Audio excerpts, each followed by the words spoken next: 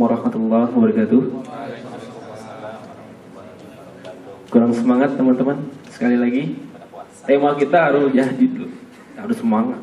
Sekali lagi ya. Assalamualaikum warahmatullahi wabarakatuh. Waalaikumsalam warahmatullahi wabarakatuh. Allah suka yang ganjil. Sekali lagi. Oke. Mumpung ada di sini lah. Assalamualaikum warahmatullahi wabarakatuh. Waalaikumsalam warahmatullahi wabarakatuh. Alhamdulillah, terima kasih teman-teman. Bersyukur kita kepada Allah Subhanahu wa taala. Hingga saat ini, kali ini kita diberikan berapa banyak macam kenikmatan yang kita diberikan oleh Allah Subhanahu wa taala hingga saat kita berkumpul di Tarhib, dan salawat dan salam kita curahkan kepada Nabi kita Muhammad sallallahu alaihi wasallam yang membimbing kita dari dunia yang gelap gulita sampai terang benderang. Alhamdulillah kita bisa berkumpul di siang hari ini. Baik, ikhwan fillah, wallah, saya berdiri ini dipajang sedikit biar pada kenal. Ya, kenalkan nama saya Akbar Ramadan. Saya sebagai MC di sini untuk mendampingi acara-acara yang akan saya sebutkan ini. Oke, sebelumnya kita mulakan baca basmalah. Semoga acara kita dari awal, tengah, akhir mendapatkan ridha Allah Subhanahu wa taala. Amin. Kita awali dengan baca bismillah. Bismillahirrahmanirrahim. Baik, teman-teman, tema Ramadan Indosat 1432 Hijriah yaitu Ar-Ruhul Jadid, semangat baru dalam berkarya dan beribadah. Ini kayak lagu zaman SMA saya nih, Ar-Ruhul Jadid fisabilillah gitu. Terus selanjutnya lah. Dan kegiatan hari ini ada ceramah kita dari Ustaz Suhairi Abdillah. Saya sering melihat beliau tuh di televisi tiap pagi, Ustaz. Tiap pagi beratnya dekat kerja. Oh, aneh kalau belum lihat di motor Anda ada TV ya, insya Allah. Oh tidak. Lagi siang. Ya kalau mau lihat TV channel gitu tiap pagi, masya Allah, teduh sekali melihat beliau. Baik, adapun nanti ada saya bicarakan dengan kegiatan SKI dan Mogok selama bulan Ramadan ini. Ya, sebelum saya sebutkan itu, ada pun sambutan dari Bapak Ketua SKI dan Panitia Ramadan 1432 Hijriah kepada Ustadz San, silakan. Tafadhol.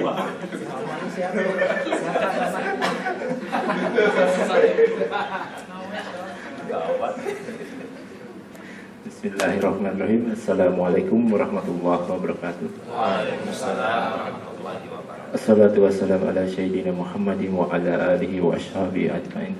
Amma ba'du. Puja dan puji syukur kehadirat Allah Subhanahu wa taala yang selalu senantiasa memberikan nikmat kepada kita semua serta rezeki yang berlimpah. Tak lupa salawat dan salam yang selalu tercurah kepada junjungan Nabi Muhammad SAW, khususnya pada keluarganya, para sahabatnya, insya Allah para kaum musliman yang insya Allah kita termasuk di dalamnya. Ibu-ibu, bapak-bapak sekalian yang dirahmati Allah Subhanahu wa taala, alhamdulillah kita hadir dalam pertemuan Tarhib Ramadan yang ini merupakan salah satu kegiatan awal bulan Ramadan yang akan kita hadapi dalam minggu depan. Insya Allah SKI dan Panitia Ramadan telah mempersiapkan agenda-agenda acara yang mungkin nanti dapat bapak-bapak, ibu-ibu sekalian mengikuti partisipasinya untuk kegiatan Ramadan ini. Untuk agenda kegiatan Ramadan 1432 Hijriah, kita mengadakan Tarhib Ramadan seperti yang akan kita laksanakan hari ini. Juga kajian Islam Ramadan Kaisar itu akan dilaksanakan setiap hari dari hari Senin sampai Kamis. Sedangkan untuk hari Jumatnya itu akan diisi untuk kajian muslimah. Untuk lomba Ramadan. Nah, ini diharapkan dari teman-teman sekalian untuk ikut partisipasinya. Untuk ikut partisipasinya mengikuti lomba. Lomba ada 3 lomba yang akan kita adakan, yaitu cerdas cermat, itu berkelompok, azan, tausiah. Nah, itu dimohon semua. Jadi ini ada hadiahnya ya. Jadi lomba ini syukur-syukur dapat menang dan untuk tambah-tambah lebaran. Oke, lalu di sini nanti kita juga akan mengadakan pesantren kilat, insya Allah kalau memang waktu dan budgetnya sudah sesuai, sudah deal. Itu akan kita infokan juga lebih lanjut. Dan keenam, Indosat juga melakukan Indosat Peduli. Itu nanti akan bekerja sama dengan Aroyan, tebar Quran untuk perlengkapan alat kebersihan untuk masjid dan musola, lalu santunan anak yatim duafa, lalu tajir iftar di masjid Aroyan setiap hari. Jadi teman-teman sekalian, jika ada waktu nanti bisa ikut bergabung di Masjid Aroyan. Lalu di Masjid Aroyan juga kita mengadakan tarawih dan tadarus ya. Jadi bagi teman-teman yang berlokasi di daerah sekitar dan Mogot sini bisa ikut kegiatan ini. Dan ke-8 adalah Daurah Quran, itu juga diadakan di Aroyan juga. Lalu itikaf untuk lebih memperdalam di 10 malam terakhir di Aroyan juga mengadakan itu. Lalu sholat Idul Fitri itu nanti diadakan di Aroyan juga. Ya, mudah-mudahan dari agenda yang dipersiapkan oleh panitia bisa dijalankan, bisa diikuti oleh teman-teman semua. Panitia sudah coba memfasilitasi, Indosat juga sudah membiayai. Nah, kita kewajiban untuk melaksanakan dan menjalani. Ya, mungkin dari kami sekian, lebih kurangnya mohon maaf. Billahi taufiq wal hidayah. Wassalamualaikum warahmatullahi wabarakatuh. Baik, terima kasih pada Ustaz Sandi, ketua kita tuh, dan teman-teman. Baik, tadi dibicarakan ada lomba-lomba, ya kan? Cerdas cermat segala macam ya. Jangan lupa tuh, kita daftarkan bisa ke saya sendiri, ke Rahmat Abdullah, bisa di email. Baik, teman-teman, kita lanjutkan acara selanjutnya. Ceramah Tarhib Ramadan 1432 Hijriah dengan Ustadz Sukiri Abdillah. Dengan MC kita Ustadz Ahmad Fauzi, silakan berdiri dan menduduki singgasana. Baik teman-teman, sambutan dari saya cukup. Nanti ketemu saya lagi, senang. Kita ikuti kajian dengan khusyuk bil khusyuk. Tidur dong.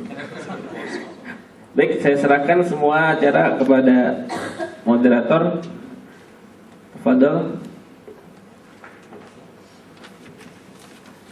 Baik, terima kasih Ustaz Akbar. Jadi tersanjung nih panggil Ustaz. Baik, assalamualaikum warahmatullahi wabarakatuh. Waalaikumsalam warahmatullahi wabarakatuh. Alhamdulillah haji arsalah Rasulullah bil huda wa dinil haq liyaj'ala dini kulli wa kafa billahi syahida. Asyhadu an la ilaha illallah wa asyhadu anna Muhammadar Rasulullah. Allahumma sholli ala sayyidina Muhammad wa ala ali sayyidina Muhammad. Alhamdulillah, puji syukur kita serahkan kepada Allah Subhanahu wa taala yang telah mempertemukan kita semuanya di sini di hari Kamis yang cerah juga. Semoga di kanan kiri kita ada malaikat yang mencatat setiap perbuatan kita menjadi perbuatan yang baik. Salam juga tak lupa kita curahkan kepada Nabi besar Muhammad SAW. Baik, saya akan menjadi MC ceritanya. untuk kajian yang dibawakan oleh Ustadz Haji Sukeri Abdillah mengenai tahrib Ramadan. Tahrib artinya kata Ustadz Mas Dek tuh katanya menyambut Ramadan dengan riang gembira seperti itu. Waktu saya ingat ketika di kampung saya, tahrib itu keliling kampung saya. Datang ke pasar, teriak-teriak, ngingetin ibu-ibu, bapak dan semuanya bahwa seminggu lagi kita akan Ramadan. Kita akan masuk bulan suci Ramadan. Kira-kira persiapan kita apa sih? Apakah cukup dengan mencoba untuk menahan lapar dan haus, hawa nafsu dan sebagainya? Banyak amalan-amalan dan kewajiban yang perlu kita lakukan ketika di bulan Ramadan. Di sini kita berkumpul, di sini kita mendengarkan Ustadz kita, Pak Sukeri Abdillah, untuk menceritakan, mengajari kita bagaimana seharusnya kita tahrib Ramadan mulai dari sekarang. Begitu, Ustadz, silakan. Saya persilakan. Saya bawa pakai ini.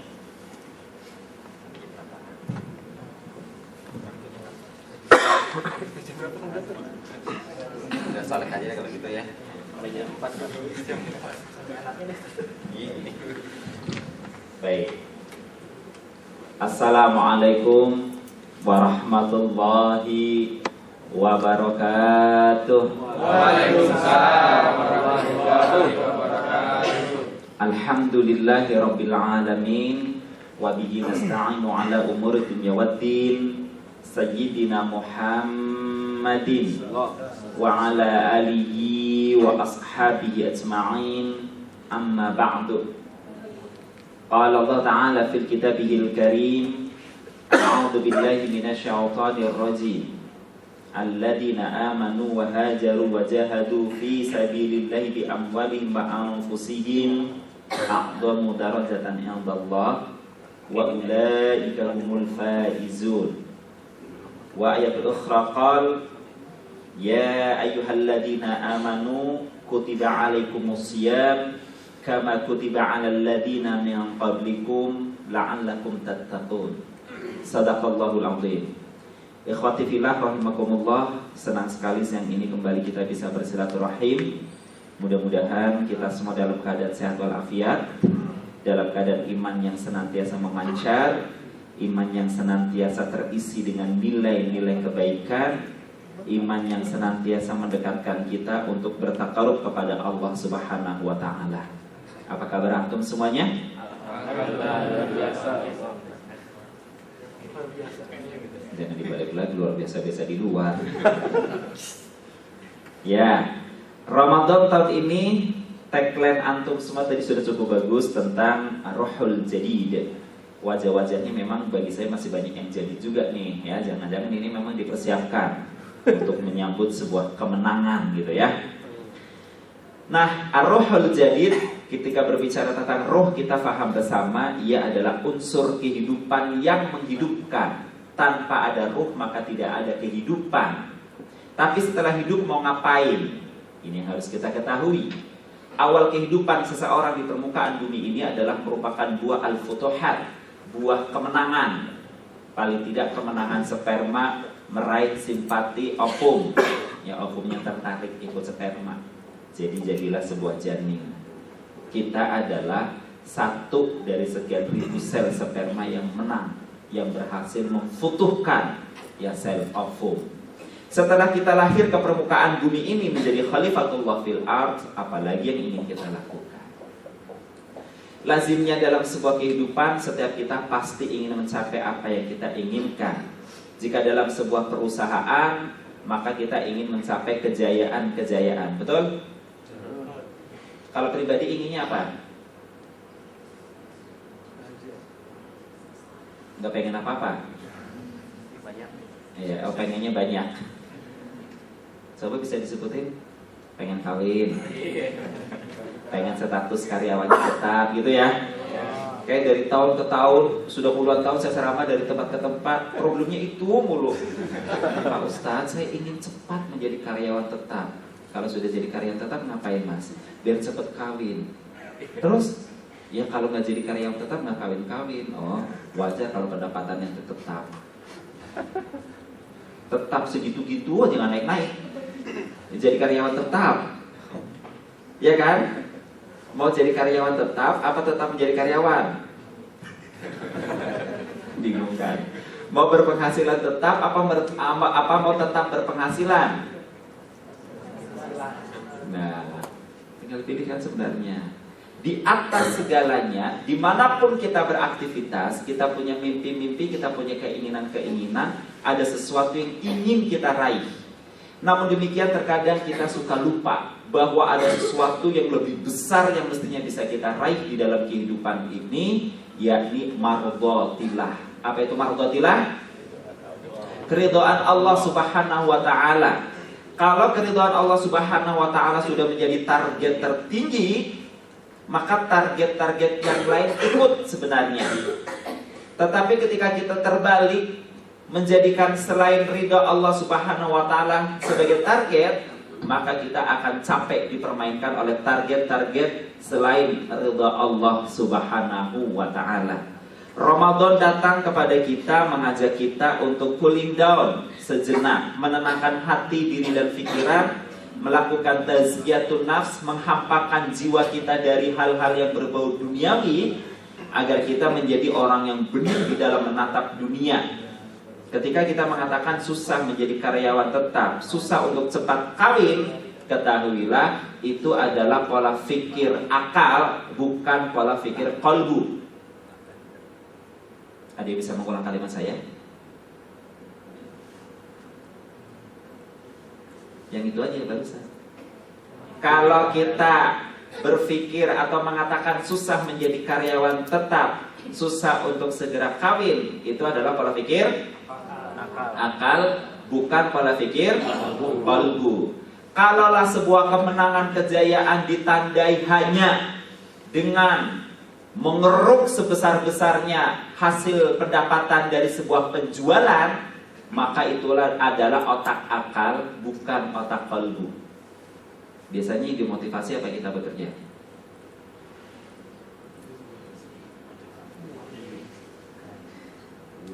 Iya. Tadi kan MC bilang ikut lomba, kalau menang lumayan. Itu adalah cara berpikir akal, bukan? Ramadan datang mengajarkan kita untuk belajar berpikir menggunakan qalbu. Qalbu kita hampakan dari debu-debu duniawi supaya kita bisa memperoleh kemenangan yang sesungguhnya, yakni mardhatillah. Kalau Allah Subhanahu wa taala sudah ridha, jangan karyawan tetap, posisi menjadi direksi pun diberikan. Jangan sekedar mau kawin, mau nikah juga dikasih. Direksi. Oh, salah ya, harusnya Pak Komisaris. Baik. Tidak ada kemenangan sejati, tidak ada kekayaan sejati. Sebab setiap orang pernah mengalami kemenangan. Setiap orang pernah mendapatkan kekayaan. Draw kan jadinya kan dalam hidup kan. Ini kalau memandangnya semua dari materi doang, dari akal doang, memang akan ada jenjang materi, akan ada kelas-kelas materi. Tapi kalau dengan qalbu nggak ada, semua orang udah merasakannya. Nggak ada yang namanya orang kaya sejati, nggak ada namanya orang miskin sejati. Kenapa? Orang miskin makan sesendok-sesendok, orang kaya makan tidak senampan-senampan, tetap aja sesendok-sesendok. Saya orang kaya loh, dilihat saya makannya senampan-senampan. Orang kaya ada? Nggak ada. Berpikir dengan qalbu. Yang nampak dari luar belum tentu mencerminkan kebenaran di dalamnya. Terjadi mana? Indosat. Oh keren. Lo keren. Gue di dalam ngerasa gitu kan? Ya. Makanya yang di dalam juga jangan sinis-sinis amat gitu kan? Jangan kemana-mana membawa virus LK. Loh kok gitu kan? Kirain masuk Indosat hebat. Udah masuk baru menyesal, jangan. Maka berpikir dengan qalbu, lanjutkan. Kemenangan sejati adalah memerdekakan manusia dari belenggu biologis. Saul mengajarkan kita itu. Bagaimana desakan biologis itu harus ditahan, harus disaumkan. Biologis itu ada 3 pada saat saum yang ditahan. Apa saja kah itu? Makan, minum. Makan minum gak pakai hawa nafsu emang. Tahun lalu sudah saya tanyakan, 2 tahun yang lalu sudah saya tanyakan, tahun ini saya tanyakan karena wajah baru semua, harus baru lagi penjelasannya. Gak selesai ilmu saya di sini mah. Satu lagi adalah seks, bahasa ekstrimnya jima pada siang hari bulan Ramadan. Orang yang menang adalah yang berhasil memerdekakan manusia dari belenggu itu. Bagaimana orang-orang di sekitarnya dalam hidup tidak hanya berpikir berarti seks, makan, berak, tidur, dan seks.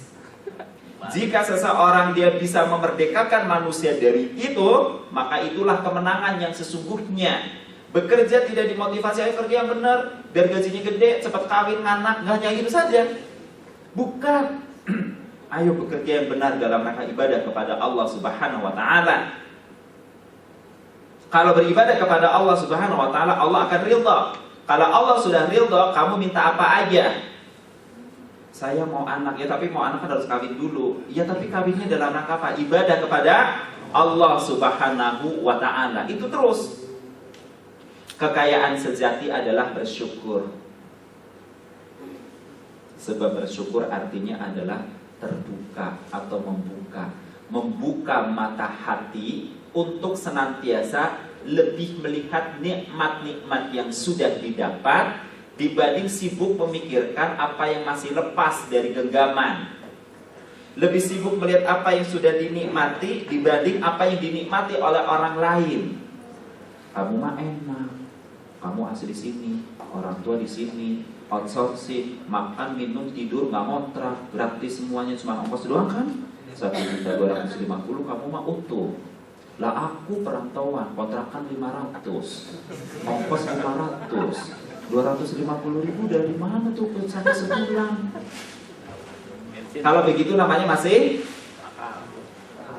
akal. Pimpinan ngepus juga pusing. Ya upah cuma segitu doang, kerja suruh produktif. Kayak apa lagi produktifnya ya? Itu susah. Karena berpikirnya hanya dari sisi akal.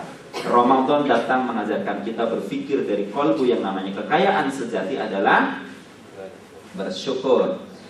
Kebersihan hati itulah sumber kemurnian penampilan. Ingat tadi di atas ada kalimat, apa yang nampak dari luar belum tentu mencerminkan kebenaran yang sesungguhnya, begitu kan?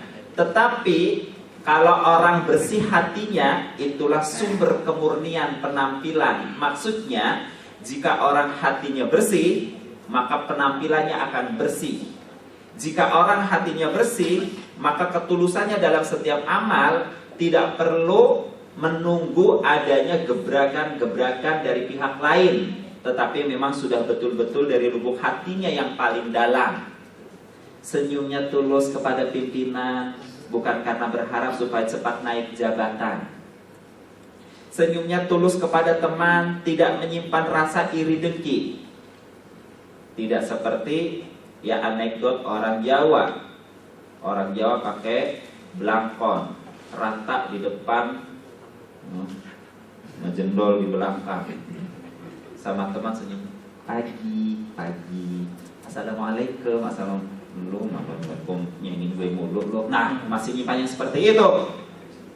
Ya, kebersihan hati itulah sumber kemurnian penampilan. Ramadan mengajarkan kita untuk membersihkan hati kita supaya penampilan kita pada Idul Fitri nanti adalah penampilan yang murni lebih karena hati, bukan karena pakaian baru yang bertengger di atas badan kita. Nah, berkumpulnya orang-orang yang bersih hatinya mampu menciptakan ketentraman dan kesejahteraan masyarakatnya. Saya ulangi lagi. Berkumpulnya orang-orang yang bersih hatinya mampu menciptakan ketentraman dan kesejahteraan masyarakatnya. Ibarat lebah, jika sekumpulan lebah telah berkerumun dan hinggap di atas bunga, pertanyaannya, apakah lebah ini merusak struktur bunga atau tetap menjaga keutuhan bunga? Menjaga. Berarti bunga tetap tentram. Lebah berkumpul mengisap sari bunga, mengambil madunya. Tetapi dalam saat yang sama, lebah kakinya akan mengambil serbuk sari. Ketika pindah ke bunga lain, dia akan menebarkan serbuk sari ke kepala putik bunga. Maka terjadilah perkawinan di situ. Bunga-bunga pun akan berubah menjadi putik-putik buah yang baru. Itulah Ramadan mestinya menjadi kita seperti lebah yang bersih, tidak makan kecuali yang bersih, tidak hinggap kecuali di tempat yang bersih, tidak mengambil kecuali yang bersih, tidak memberikan lagi kecuali juga yang bersih. Antum ar-ruhul jadid. Anda semua adalah ruh baru dalam perusahaan ini, yang mestinya Anda mampu menjadi orang yang bersih hatinya, supaya bisa menciptakan ketentraman kerja bersama, dan tentu saja kesejahteraan akan bisa dinikmati secara bersama-sama. Setuju? Masyarakat yang bersih hati, tentram, dan sejahtera hidupnya mampu membangun peradaban nilai-nilai mulia. Ini lebih konkret lagi berarti ya. Jadi kita berada di perusahaan ini mau ngapain sih yang dimaksud dengan mardotillah? Begitu maksud saya. Disinilah ikhwan akhwat yang dirahmati Allah Subhanahu wa ta'ala, kita berkumpul di perusahaan ini menyambut bulan Ramadan yang akan mengajarkan kepada kita tentang berbicara, memandang, melihat dengan segala makna hati-hati yang sudah hampa dari debu-debu dunia, adalah dalam rangka menciptakan masyarakat yang bersih, ruhul jadid, ruh yang bersih, yang tentram di dalam hati sehingga bisa menenteramkan masyarakat sekelilingnya. Tentram di dalam jiwanya, maka ia mampu mensejahterakan kehidupannya. Berkah, sejahtera, tidak selalu bersandar pada materi. Orang-orang yang pola hidupnya seperti ini, maka dia akan mampu membangun peradaban nilai-nilai mulia. Ada yang pernah mendengar hasil temuan arkeolog Muhammadiyah tentang kerajaan Majapahit?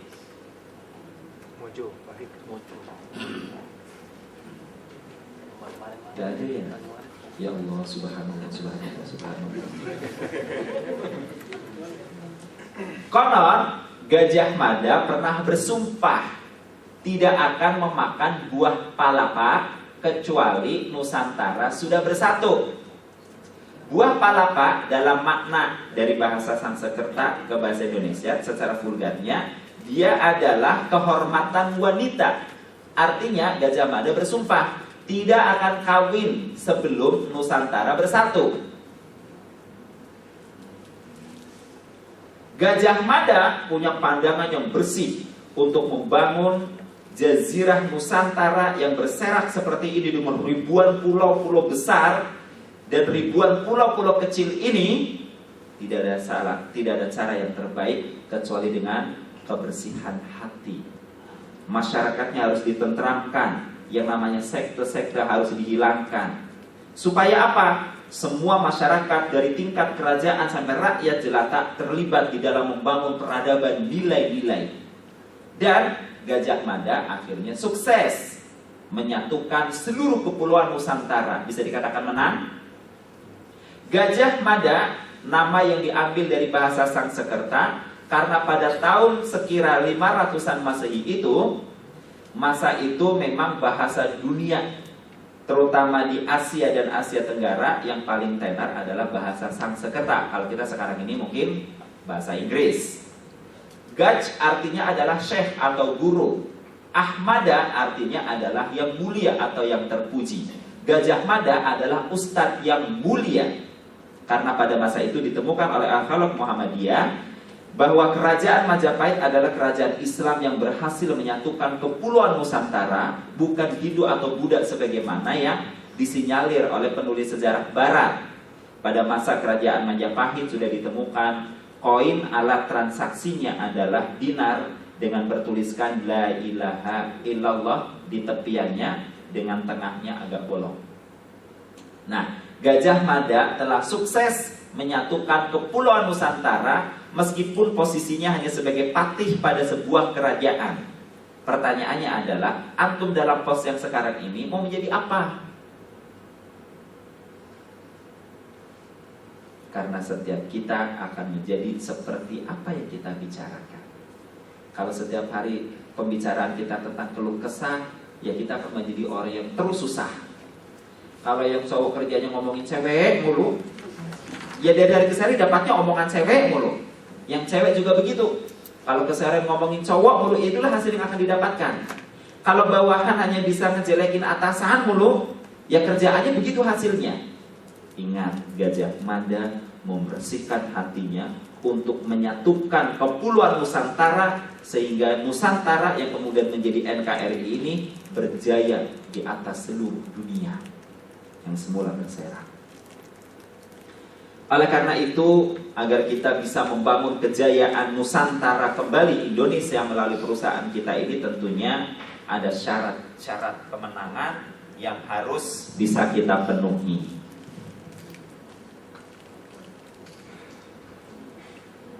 Apalagi Ramadan juga merupakan bulan kemenangan. Yang harus kita penuhi pertama adalah iman. Ini syarat kemenangan. Ya, tidak bisa ditawar-tawar. Yang kedua adalah soleh.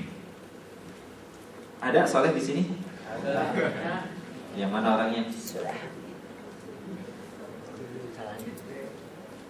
Yang ketiga nafilah. Yang keempat ihsan.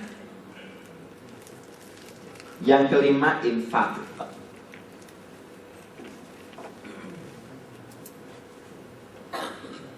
Kita lihat yang pertama.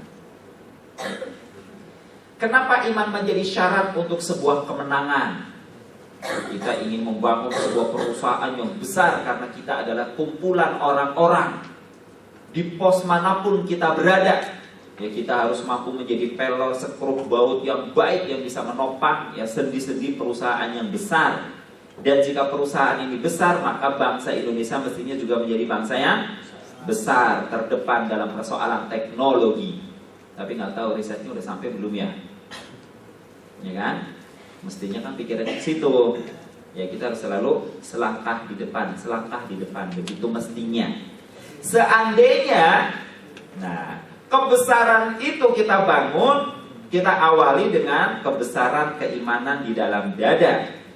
Sebab hanya dengan keimananlah orang akan meyakini betul la haula wala quwata illa billahil aliyyil azim. Ini orang tidak selalu bersandar pada akalnya. Dia tahu bahwa ada yang lebih besar daripada akalnya, yaitu Allah Subhanahu wa ta'ala. Ketika mau berusaha, ia sudah memegang kekuatan Allah. Ketika mendapatkan apa yang diinginkan, dia tidak menepuk dada bahwa ini adalah hasil buah karya saya. Tidak.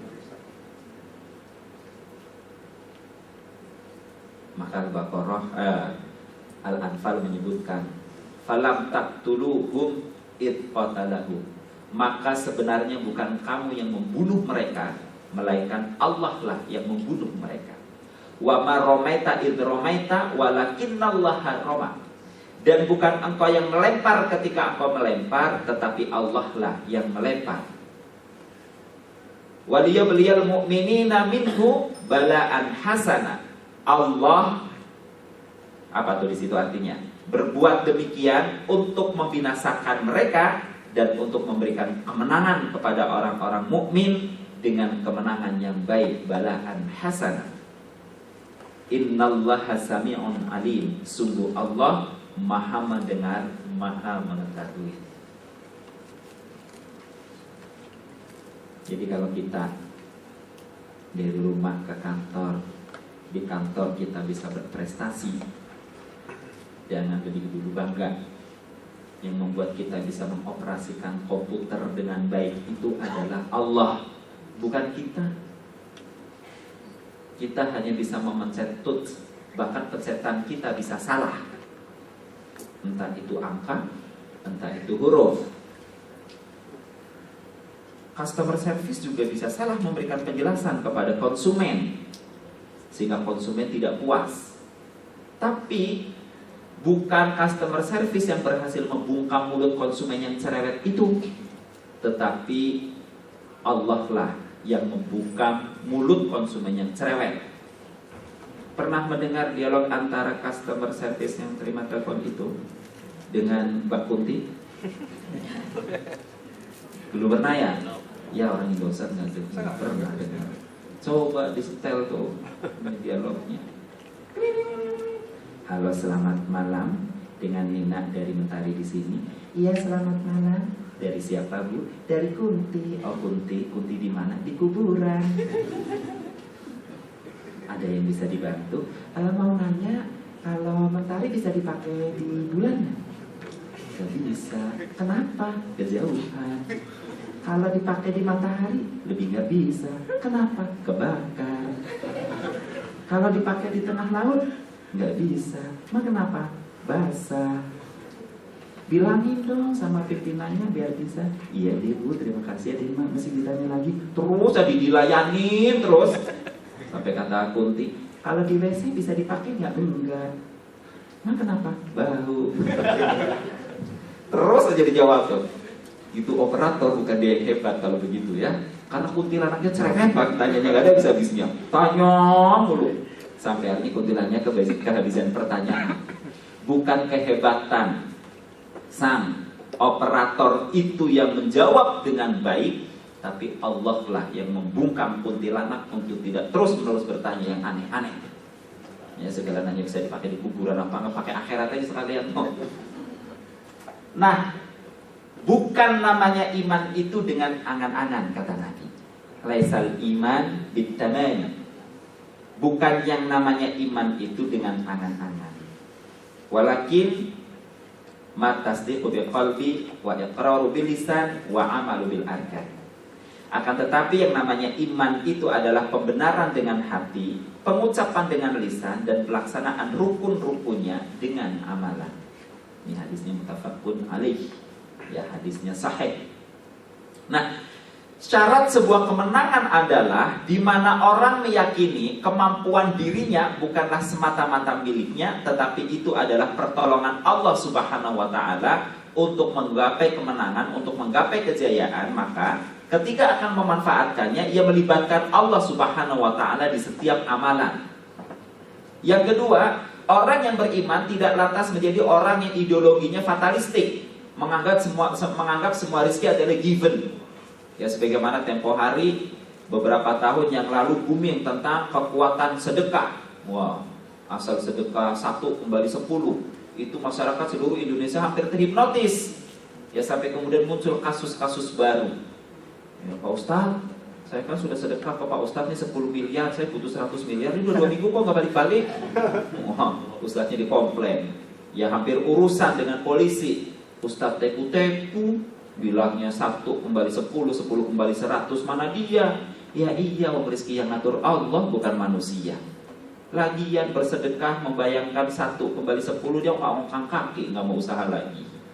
Ya, salah, laisal iman bitamani. Jangan juga antum merasa sudah beriman. Ya kan sudah beriman kepada Allah, kata Ustaz Sukeri, bukan kamu yang melempar saat kamu melempar, tapi Allah lah yang melempar. Ya udah, saya duduk aja di sini. Ya, saya nggak mau berpikir, saya nggak mau menggali potensi, saya nggak mau ikut training skill, peningkatan skill dan lain sebagainya. Antar Allah yang menjalankan. Iya, tapi kan Allah bukan babu kita. Di sini kemenangan dengan iman adalah yakin yang bergerak dan menggerakkan adalah Allah. Kita hanyalah pemain yang menjalankan skenario dengan sebaik-baiknya pada pos apapun yang diamanahkan kepada kita. Coba yang hadir di sini yang posisinya sudah manajer, tolong angkat tangan.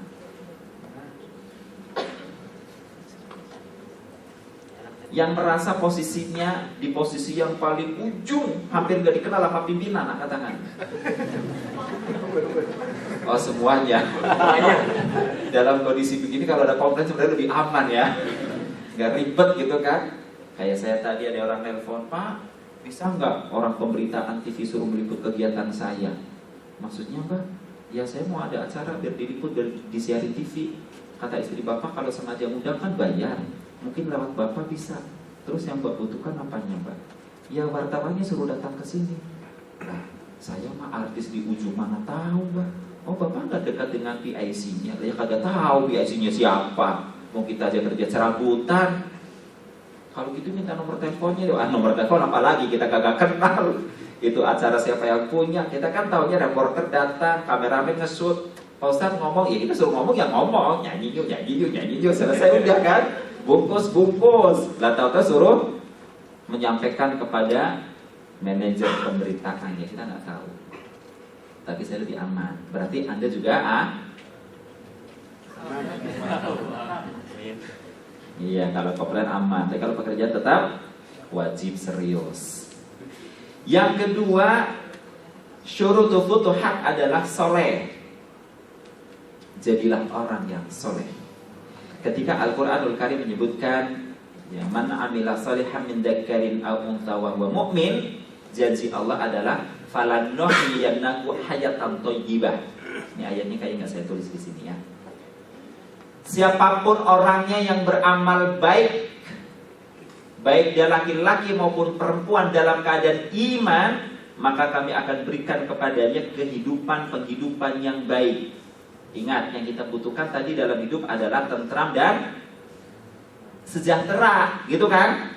Supaya kalau kita tentram, kerja, sejahtera, penghasilan, penghidupan kita tertingginya dalam rangka mardotillah, wujudnya tadi apa? Kayaknya langsung kasih hadiah aja kali ya, Mas. Ini sengaja diulang lagi, ada tulisannya padahal ya, kagak ziping amat gitu ya. Supaya kita mampu membangun peradaban, nilai-nilai. Saya ngomong Islam, perusahaan ini karyawannya ada yang umum. Yang Islami mah kita ya, yang Islam. Peradaban nilai-nilai. Secara kontekstual perusahaan, bagaimana perusahaan kita selalu menjadi perusahaan yang terdepan dalam apa? Teknologi, komunikasi. Sekali-kali katanya Indosat itu menginjakan kaki di planet apa gitu, penemuan baru. Paling nggak kan gitu kan? Biar keinginan kuntilanak tercapai gitu loh. Ya ini mah bercanda ya. Tapi maksud saya itu.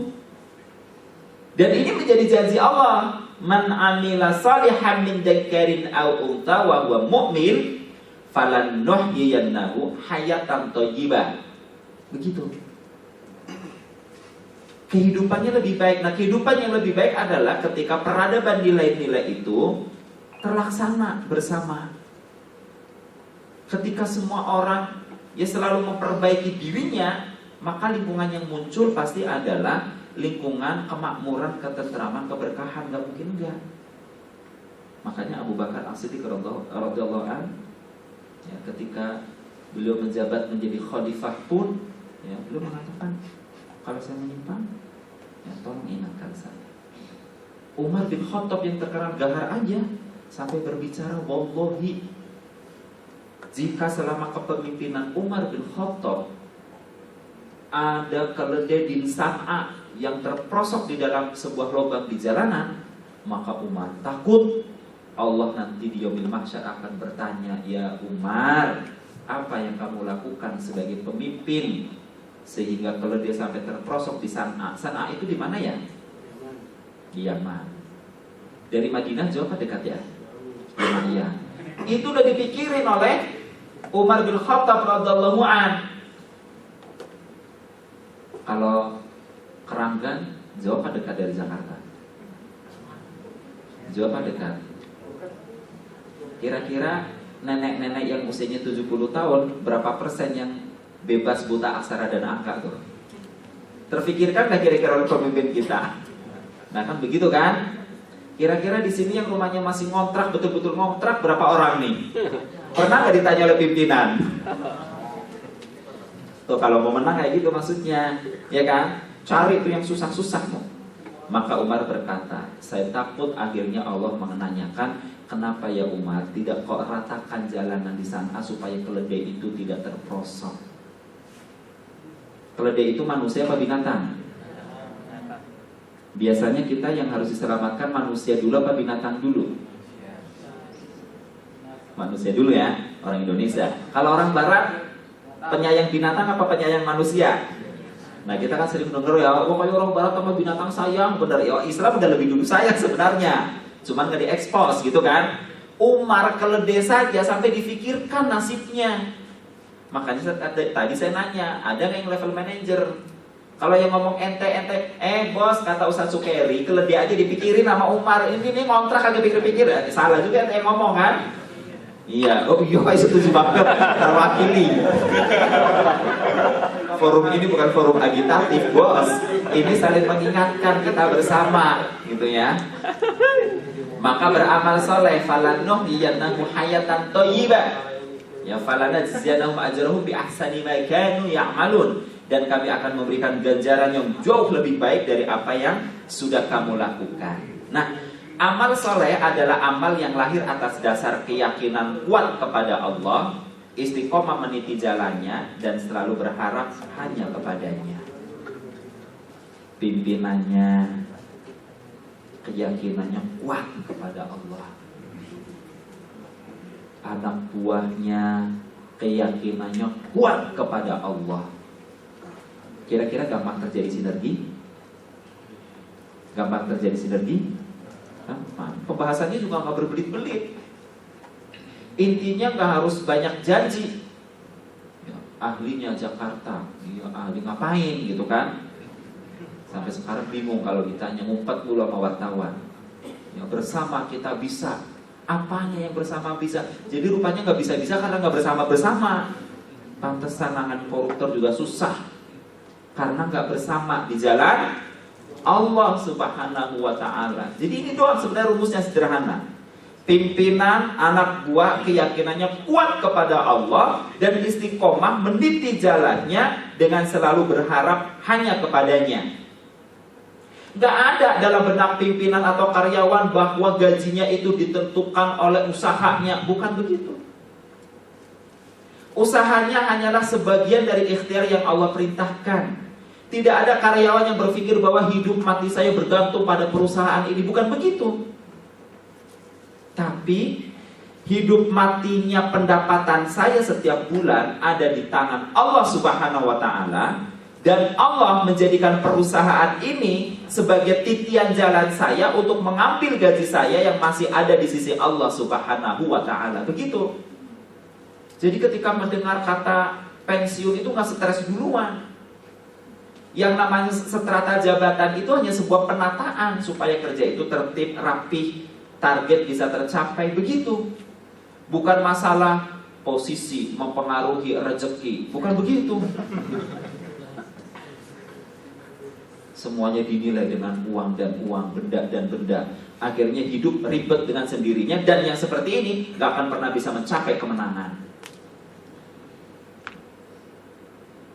Wujud amal solehnya adalah syahadat. Yang merasa muslim, pimpinan bawahan perkuat kalimat tasyahud, asyhadu an la ilaha illallah wa asyhadu anna Muhammadar Rasulullah. Tidak ada yang lain. Perkuat di dalam hati. Ingat, pada masa Rasulullah SAW mengirim pasukan perang untuk tiba di sebuah tempat yang meminta dihadirkan hufaz untuk mengajarkan Al-Quran. Namun sebelum sampai ke wilayah yang dituju, wilayah itu didahului dengan wilayah-wilayah kafir, dan 70 hufaz Quran itu dibunuh, dibantai di kampung yang sebelum kampung mukmin tiba itu. Ada salah sahabat yang namanya Usama dikirim ke sana. Ternyata begitu tiba di kampung tersebut dihadang dengan peperangan. Orang mukmin itu mencengkam. Begitu mencengkam dia mengatakan asyhadu an la ilaha illallah asyhadu anna Muhammadar Rasulullah sebagai jaminan keselamatan. Tapi oleh Usama dibunuh. Begitu beritanya disampaikan kepada Nabi, Nabi menangis dan berkata, apa yang akan kamu lakukan dengan syahadat orang itu nanti di yaumil akhir? Nah, ini artinya kalau sudah bertemu dengan orang yang sama-sama bersyahadat, mestinya adalah salamatuhum minni, selamatlah dia dariku. Dima'uhum wa amwaluhum, darahnya dan juga hartanya.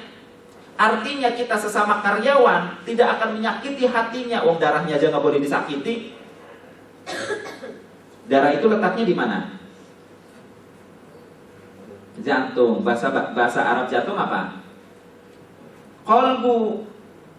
Kita mengartikan kan hati, ya kan? Jadi yang dimaksud dengan tidak menyakiti darahnya adalah tidak menyakiti qalbunya. Karyawan tidak boleh saling klenyas-klenyis. Ngerti klenyas-klenyis? Ngerti? Yang ngata-ngatain temennya mulu, ngoceh-ngoceh mulu, nyuci mulu. Ya tiap hari temennya dicuciin mulu kotoran perilakunya. Jadi bersihan dia kita tambah kotor. Orang yang bersyahadat adalah orang yang menjaga kehormatan saudaranya. Wa amwaluhum, dan juga hartanya. Nah ini memang urusan pimpinan kalau begini nih. Ya fikihnya adalah fikih accounting. Ya pimpinan tidak boleh mendolimi karyawan. Kan begitu mestinya nih. Mau maju bersama, mau sejahtera bersama. Apalagi kita berani mengklaim ar-ruhul jadid, ruh yang baru ya bersama. Pola pikir pimpinan juga ruh jadid juga. Ya jangan karyawannya ya ruhul jadid suruh ngaji, karyawannya pimpinannya kemana nih? Susah saya nasihatinya kan sekarang nih. Ya tolong sampaikan Ustaz ya, antum perwakilan duta umat antum nih. Ya kata Ustaz Sukeri, pimpinan juga ruhul jadid juga Pak, gitu kan. Kesejahteraan perhatikan. Bila perlu outsourcing dihapus, doa kita lagi. Salah ya. Itu urusan yang lain lah. Tapi kita harus satu dalam syahadat. Sholat prasyarat utama yang tidak boleh ditinggalkan. Pimpinan bawahan mau menang perusahaannya sholat. Jangan anak buahnya suruh sholat, pimpinannya ada yang di pub, ada yang lagi rokok, ada yang lagi siul-siul di jalanan. Ya waktunya sholat dia masing-masing sendiri. Saya mah gampang, karyawan saya ustadz semua, ngaji semua, doa jadi kabul sama Tuhan. Saya mah tinggal pesta-pesta. Bukan pimpinan yang benar yang seperti itu. Karyawan sholat, pimpinan juga harus sholat. Saum demikian juga. Ya saum bagi kita semua, para eksekutif baik yang tua maupun muda, jangan karena tren Ramadan. Ramadan betul memang bulan di mana maghfirah Allah Subhanahu wa taala dibuka selebar-lebarnya, dan saum adalah salah satu amal yang diwajibkan untuk menggapai maghfirah Allah Subhanahu wa taala. Ya zakat demikian juga ya harus dibayarkan. Haji wajib dijalankan, dan jihad fi sabilillah ini tidak boleh diabaikan.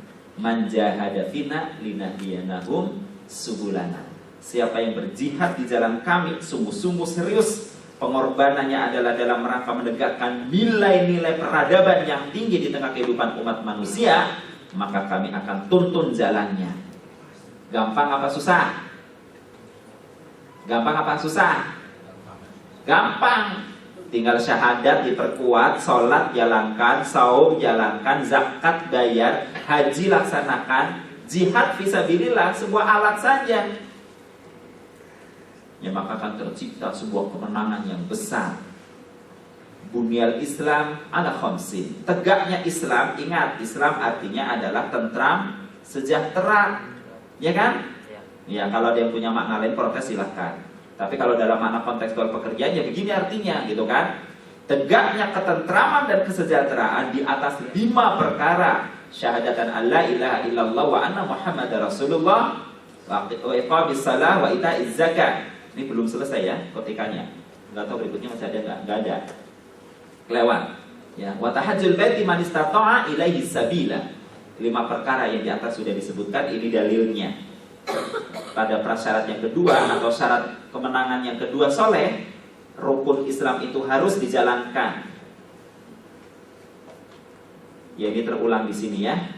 Iya. Itu hadisnya terulang di situ, tulisannya kurang jelas, mohon maaf, salah mewarnai.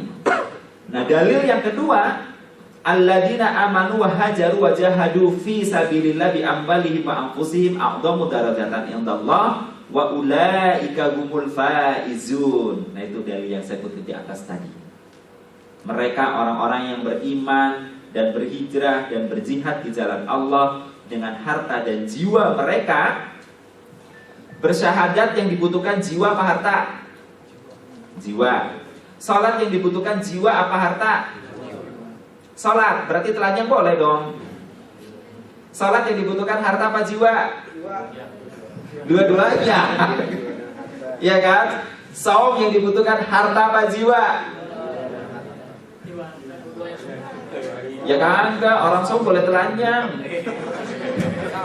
Iya, di kamar kan. Emang syarat sahnya saum menutup aurat ada? Enggak ada, Pak. Iya, perhatikan baik-baik. Geleng-geleng. Ya Ustaz nyari ini sakit gitu kali ya. Iya, emang ini sengaja Mas biar lebih jelas aja gitu ya, bahwa untuk menang sebenarnya gampang gitu kan. Mau menang, mau jaya, mau sukses gampang. Pegang yang poin-poin ini saja. Al-Quran yang berbicara, hadis sudah menyampaikan, salafus soleh sudah membuktikan. Berhaji perlu harta apa jiwa? Nah, kalau ini beneran Mas, dua-duanya. Berjihad fisabilillah. Ya, dua-duanya. Kata Allah Subhanahu wa taala, "A'dhamu darajatan indallah" adalah orang yang lebih tinggi derajatnya di sisi Allah. Dan intinya adalah wa ulaika humul faizun. Mereka itu adalah orang-orang yang menang. Inilah yang dilakukan oleh para salafus saleh. Sehingga mereka mampu mengangkat harkat dan martabat kebaikan Islam sebagai nilai-nilai yang suci dalam kehidupan ke seluruh penjuru negeri di muka bumi ini. Ketiga adalah nafilah. Nafilah adalah ibadah sukarela sebagai amal soleh tambahan yang dilakukan seorang hamba kepada Allah. Wujudnya adalah tahajud, tilawatil Quran, duha, zikrullah, dan istighfar. Berapa kalikah kita tahajud pada setiap malam? Berapa kalikah Anda sholat tahajud pada setiap malam?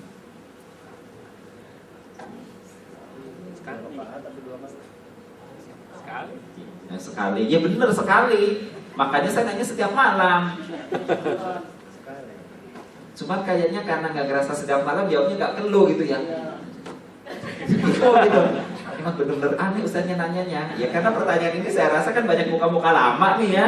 Ngulang-ngulang lagi aja. Ini syarat kemenangan maksud saya. Tahajud itu adalah penghantar kemenangan. Baik, saya ulang lagi. Berapa kalikah atau berapa harikah, berapa malamkah tahajud kita dalam pekan ini? 7. Coba yang 7 angkat tangan. Subhanallah, futuhat deh, Indosat ya langsung kaya nggak?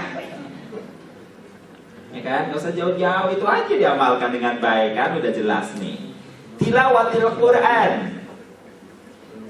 Dalam 3 bulan terakhir ini, siapa yang sudah bisa khatam minimal sekali angkat tangan? Rahasia. Ya, kita bikin aja harus kontrol beneran dah. Ada rahasia aja.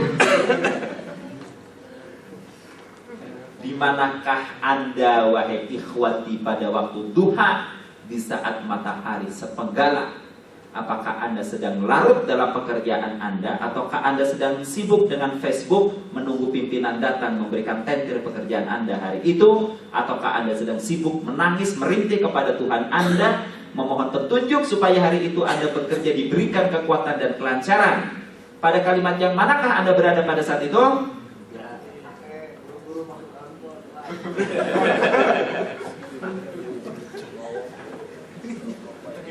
Emang kalau perusahaan saya belum dengar ya, tapi kalau sekolah yang sukses saya sudah dengar. Karena kebetulan anak saya sekolah di situ. Ada sekolah namanya Baitul Mal, yang nggak tahu kalau sekolah lain. Di Baitul Mal itu setiap pagi sebelum belajar, begitu bel berbunyi, seluruh putra putri siswa siswinya itu wajib ke masjid untuk sholat duha. Setelah itu kemudian makturat berjamaah, dzikir pagi. Setelah dzikir pagi, ini tingkat SMP, masuk ke kelas nanti untuk murojaah hafalan. Anaknya alhamdulillah semuanya lulus dan tidak ada yang tidak diterima di sekolah-sekolah favorit meskipun swasta. Jadi nggak ada yang sekolah, maaf ya, di sekolah yang ece-ece sekedar ada gitu, bukan sekolah abal-abal. Itu luar biasa. Ya anak-anak SD-nya, karena mereka mungkin makturat dianggap belum begitu penting oleh yang guru-gurunya itu, maka mereka setiap hari kelas 1 sampai kelas 4 wajib melafazkan Asmaul Husna. Dan anak-anaknya alhamdulillah nilainya tidak mengecewakan. Anak saya itu ranking 30 dari 30 siswa. Ya kan? Tapi rata-ratanya 8,1. Istri saya ketika ngambil rapot tuh, istri saya itu emang lugu orangnya. Bu, anak saya rata-ratanya 8,1 ranking ke 30. Iya Bu. Jadi yang ranking 1 gimana? Ya 100 sama Bu. Itu anak orang apa Bu? Kata saya, ini kok namanya begitu sih nih? Ya bikin pinter banget ya, bukan anak orang, itu anak apa? Ya maksudnya kalau anak orang tuh ada cacatnya dikit gitu kan. Nah ini anak kita ranking 30 dari 30 siswa rata-ratanya 8,1. Itu ranking satunya gimana? Ya 100 semua kata gurunya. Itu cuma makturot tiap pagi. Cuma Asmaul Husna. Sementara yang SMP makturot dengan murojaah hafalan. Itu luar biasa. Nah, berikutnya adalah zikrullah. Zikir di setiap desah nafas kita yang menyebut asma Allah Subhanahu wa ta'ala dan istighfar. Antum ngasih waktu gak dibatasin, udah mau kelewat. Ini pembahasannya satu-satu, serius ya. Ini serius nih. Tahajud wa minal laili fatahajjat bihi nafilatan lak asa ajal ataka rabbuka maqaman mahmuda.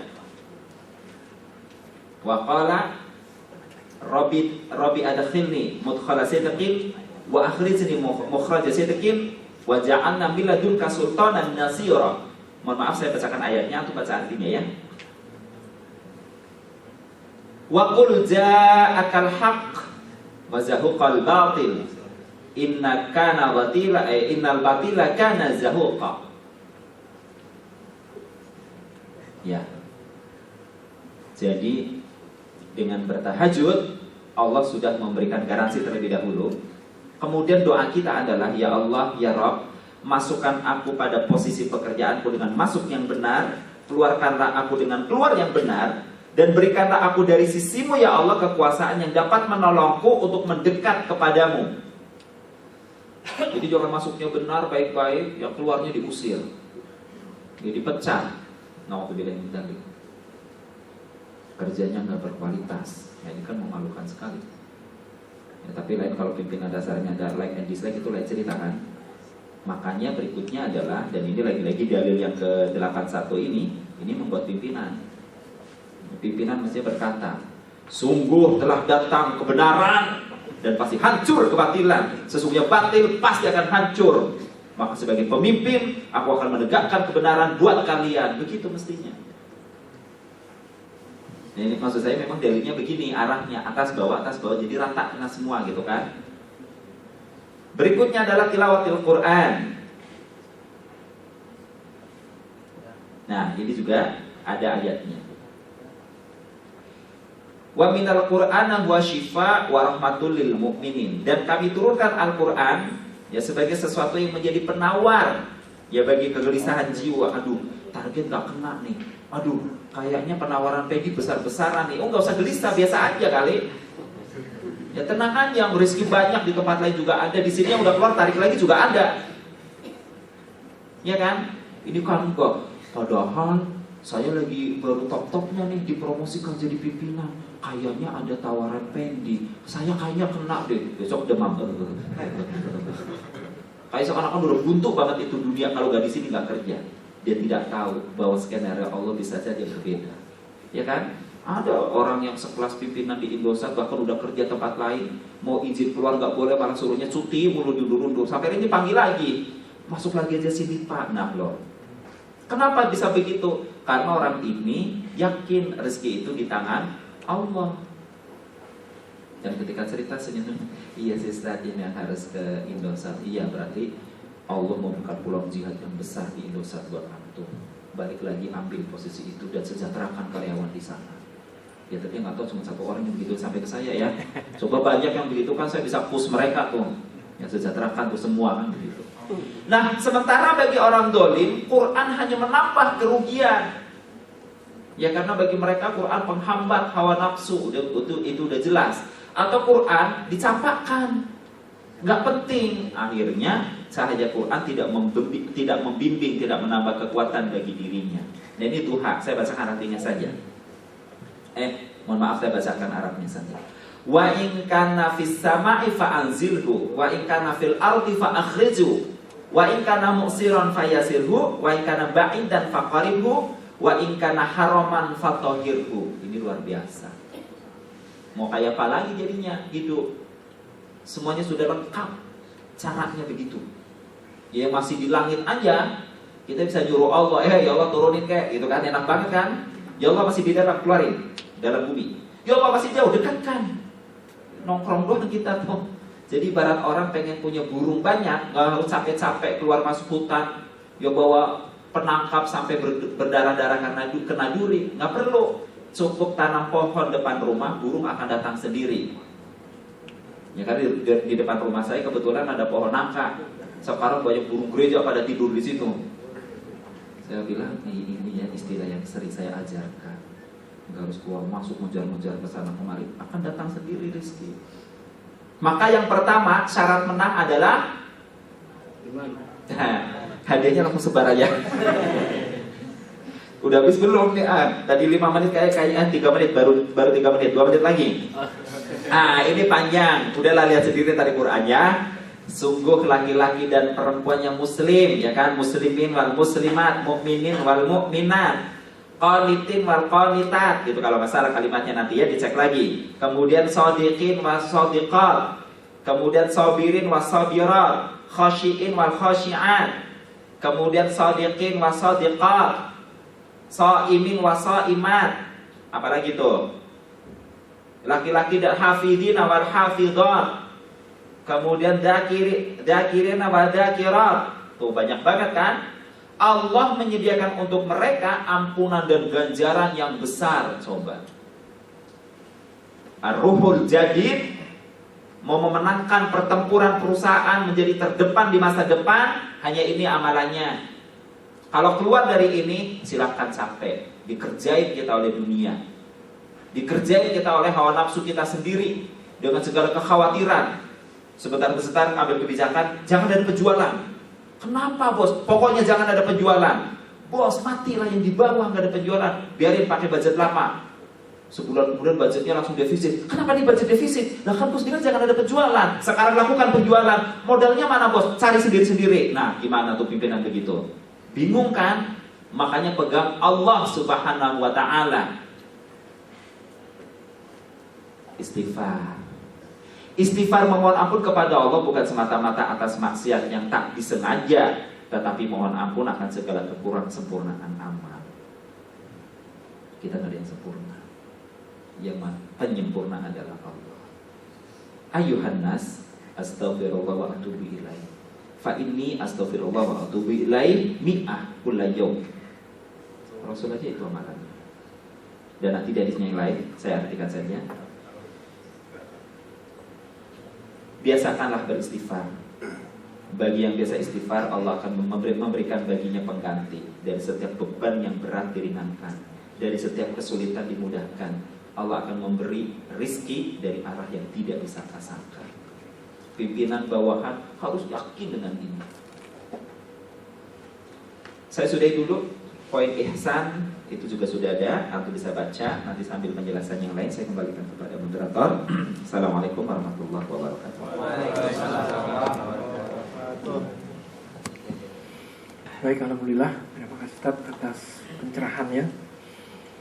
Karena waktunya sudah mepet, mungkin kalau tanya jawab, kalau lama lagi Ustaz bisa bantu untuk memberikan pertanyaan. Oh gitu. Iya. Jadi saya yang nanya, saya menjelaskan. Kayak guru gitu Ustaz. Itu aja. Ini sebenarnya dia buat siapa sih? Buat saya sih.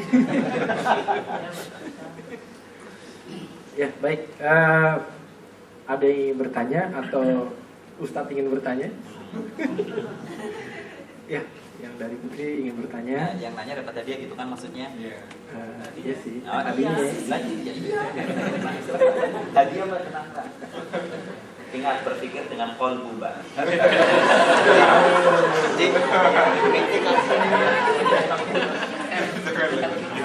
Waalaikumsalam warahmatullahi wabarakatuh.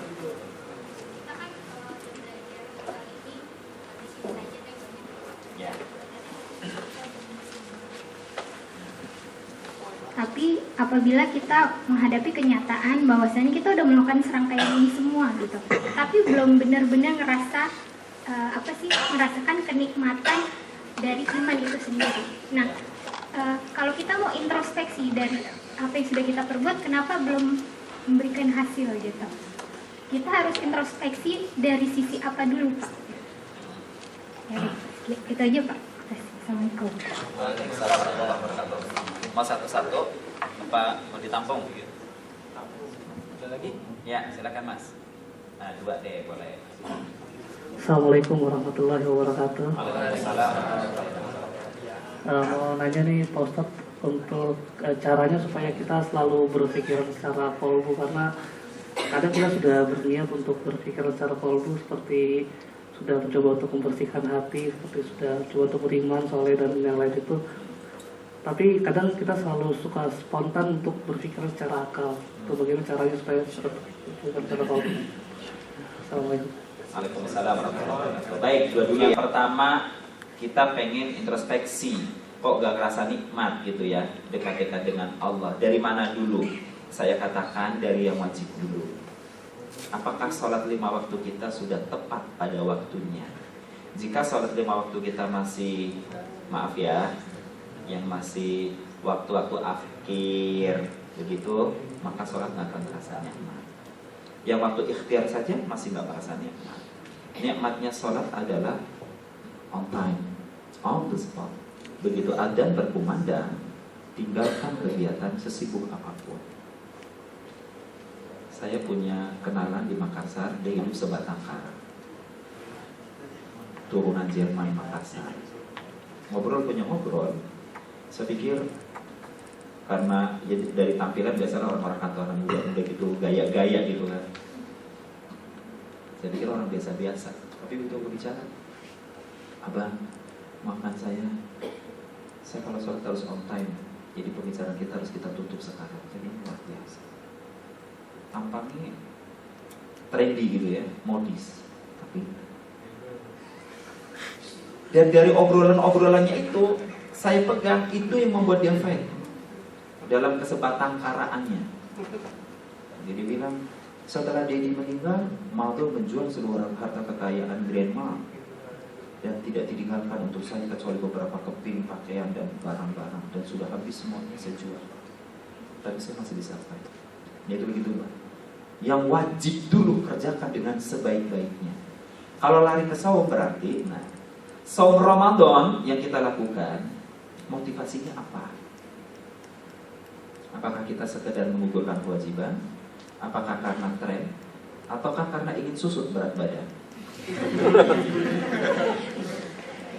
Ya kan? Atau sekedar ritual tahunan begitu. Nah, sesudah itu berikutnya pertanyaannya adalah, apakah amalan ibadah kita yang untuk bekal sholat kita itu hanya baru sebatas yang wajib, ataukah yang wajib ini hanya apa sih, tatakan anak tangga untuk justru kita melanggengkan yang sunnah? Mestinya untuk anda-anda yang sudah soleh seperti ini, ibadah nafilah itu buat yang lain sunnah, tapi buat antum harusnya wajib. Apakah antum sudah mewajibkan diri antum secara komitmen, memaksa diri antum untuk tahajud setiap malam, ataukah belum? Kalau tahajudnya masih sekedar sebagai jimat untuk mencapai hajat, ya nggak akan pernah merasa nikmat. Ada problem diputusin pacar, wow, dia tahajud, ya Allahu Rabbi, ampunkanlah hamba. Baru dipanggil-panggil Allah, tahajud lagi. Lah kemarin kemana aja? Seandainya Tuhan menjawab, kemana aja kemarin? Gimana gitu Mbak ya? Jadi setelah yang wajib dilihat, sudah on time atau belum, sudah lillahi ta'ala atau belum, Dan pertanyaan berikutnya, yang wajib ini sebagai tatakan untuk menuju pada pelaksanaan yang soleh atau sekedar penggugur ritual? Ini pertanyaannya. Berikutnya, setelah yang wajib, yang sunnah sudah rutin dijalankan apa belum? Insya Allah Mbak, kalau sudah, kita akan merasakan nikmat. Maka pertanyaan berikutnya, gimana supaya bisa berpikir qalbu pada sudah terus mencoba? Iya, jangan khawatir masalah latihan. Dan mulailah dari hal-hal yang paling tidak kita sukai. Antum lebih tahu lah apa yang paling tidak antum sukai. Kalau yang masih kontrak mungkin gak suka karena sebagai kontraktor gitu kan. Tapi paling tidak, antum kan gak suka nih menjadi kontraktor. Antum bisa melihat orang yang rumahnya digusur. Coba ya, kalau saya udah tinggal di situ udah asyik berlama-lama digusur, berat hati saya. Tapi karena saya kontrak, mau digusur kayak mau diapain, terserah aja, saya menghapus dan saat bisa. Kan saya kontraktor. Kurang lebih cara pandangnya begitu Mas. Kita ditipu oleh orang, sedih memang, sakit memang, menjengkelkan. Bahkan kalau orang itu di depan kita pengen dia tendang, pengen kita tonjokin. Tapi cobalah di rewind. Nominal yang ditipu itu dari mana? Jika diakumulasikan dengan nominal yang lain, ada nggak yang kesisipan yang haram atau syubhat? Jangan-jangan kita belum bayar zakat. Jangan-jangan kemarin kita rada tepu-tepu, bilang ini buat kepanitiaan Ramadan nih, ya nyari panitia lumayan kalau dari sini dikit, habis itu dicopet atau ditipu gitu kan, emang menyakitkan. Tapi kita pandang apa yang lepas dari tangan di luar kemauan kita itu adalah pensuci dosa-dosa. Insya Allah nanti Allah akan ganti. Dan harus yakin. Karena dalam hidup ini permainan papan caturnya cuma gitu aja. Ada yang geser ke sini pasti ada yang pindah kemari, begitu. Gitu Mas. Jadi kita insya Allah akan selalu bicara memandang dengan qalbu. Dan itu tadi rezeki kita tidak bergantung di satu tempat dan tidak bergantung kepada makhluk. Bahwa jalurnya ada di situ, iya. Makanya kata Allah nih di ihsan, fa'ahsin kama ahsanallahu ilaik. Maka profesional ketika kerja sama Allah, sama orang, sebagaimana Allah profesional sama kamu. Wa in tatawwa'a, akan tetapi siapa yang dengan rela hati berbuat kebaikan, khairul lahu, maka itu baik baginya. Emang kadang sudahlah kerjanya di jam, terkadang ada overload. Kalau mau nuntut-nuntut sekarang nggak ada, lembur sekarang nggak dapat upah misalnya, karena ada pengetatan anggaran. Ya udah, anggap aja itu nafilah. Ini saya kerja di sini tapi office gue nggak mau beresin, kalau nggak saya nggak ada yang beresin. Beresinnya kita, ya menurut kita itu pekerjaan office boy itu tahu nafilah tambahan. Insya Allah itu menjadi baik buat kita. Allah akan disol. Baik Ustaz, mungkin waktunya sudah habis.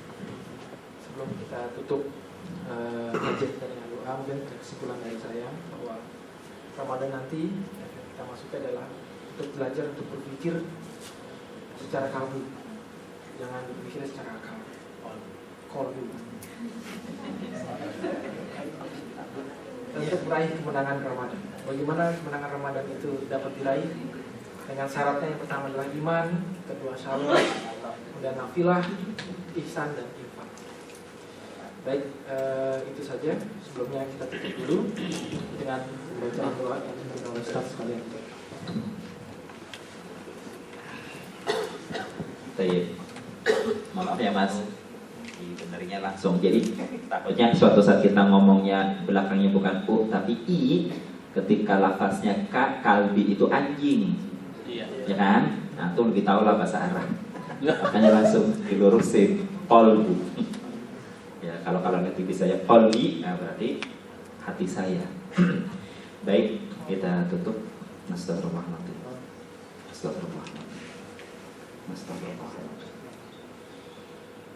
Alhamdulillahirabbil alamin. Allahumma shalli ala sayyidina Muhammadin nabiyina wa ala alihi washabbihi wasallam. Allahumma ighfir lil mu'minina wal mu'minat wal muslimina wal muslimat al ahya'i minhum wal amwat innaka sami'un qaribun mujibud da'wat ya qadir. Rabbana ighfir lana wa li walidina warhamhuma kama rabbayana shighara. Allahumma barik lana fi Rajab wa Sya'ban wa balighna Ramadan. Allahumma barik lana fi Rajab wa Sya'ban wa balighna Ramadan. Allahumma inna nas'aluka ilman nafi'an wa rizqan wasi'an wa shifaan min kulli da'in wa saqamin bi rahmatika ya arhamar rahimin. Rabbana atina fid dunya hasanah wa fil akhirati hasanah wa qina adzabannar. Wa sallallahu ala sayyidina Muhammadin nabiyil ummi wa ala alihi wa sahbihi wasallam. Subhana rabbika rabbil izzati amma yasifun wa salamun alal mursalin walhamdulillahi rabbil alamin.